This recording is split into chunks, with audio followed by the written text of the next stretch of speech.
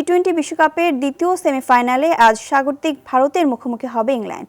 মুম্বাইয়ের ওয়াংখেড়ে স্টেডিয়ামে ম্যাচটি শুরু হবে সন্ধ্যা 7:30টায়।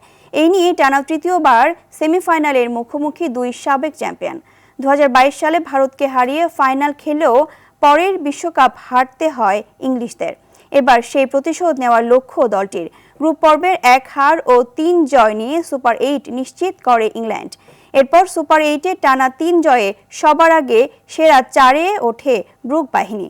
এদিকে ঘরের মাঠ থেকে বাদ পড়ার শঙ্কা জাগলেও ওয়েস্ট ইন্ডিজকে বিদায় করে সেরা 4-এর টিকিট কাটেন সূর্যকুমার অভিষেক শর্মারা।